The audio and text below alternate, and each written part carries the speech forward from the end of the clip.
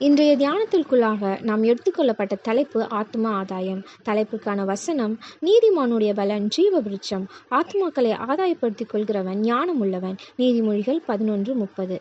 ஏராளமான மிஷனரிகள் இந்தியாவிற்கு வந்தார்கள். இயேசுவின் மூலம் ரட்சிப்பு என்ற தங்களின் வசதியான வாழ்க்கையை துறந்து ஊழியம் செய்தனர். அவர்களில் ஒருவர்தான் தாமஸ் என்ற ஒரு ஜெப வீரர் ஆவார். இவர் இங்கிலாந்து நாட்டை சார்ந்தவர். ஒரு நல்ல வாணிப குடும்பத்தில் வளர்ந்தவர். கேம்பிரிட்ஜில் பட்டம் படித்து பெற்றவர். சிறு வயதிலே பெற்றோரை இழந்தவர். தன் தாய் மாமனால் வளர்க்கப்பட்டவர். தன் வாலிப வயதிலே ஆண்டவரை தன் சொந்த இரட்சகராக ஏற்றுக்கொண்டவர். இவர் சிறு வயதிலிருந்தே வேதாகமத்தை விரும்பி படிப்பவர். இவர் 26/4/1815 பிறந்தவர். வேத பாடசாலையில் கல்வி பயின்றார். 1841 வருடம் டிசம்பர் மாதம் உதவி குரு பட்டம் பெற்றார். நியூ டவுன் என்ற இடத்தில் பணியை ஆரம்பித்தார். கேம்பிரிட்ஜில் நடந்த படகு போட்டியில் அநேக வாலிபர்கள் கலந்து கொண்டார்கள். ஆனால் தாமஸ் ஐயர் அவர்களோ அறையில் ஒழுங்கு செய்யப்பட்ட ஒரு இடத்தில் கலந்து கொண்டார்.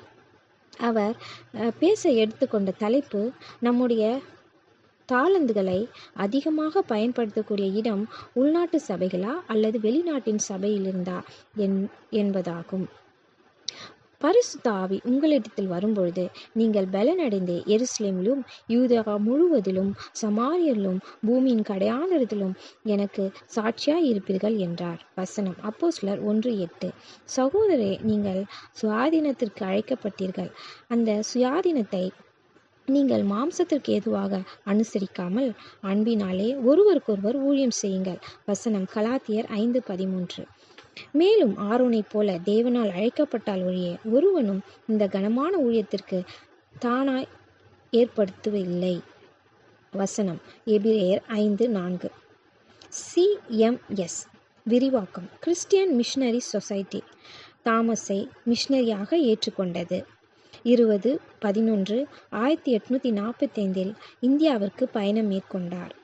1846 ஜனவரியில் சென்னை வந்தார்.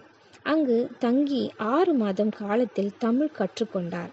CMS செயலாளராக 1844 1853 வரை தெரிந்து கொள்ளப்பட்டார்.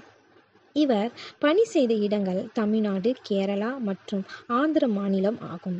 தென்னெல்லை பகுதியான சிவகாசி, திருவெல்லிபுத்தூர் அதன் சுற்றிவர கிராமங்கள் ஆகும்.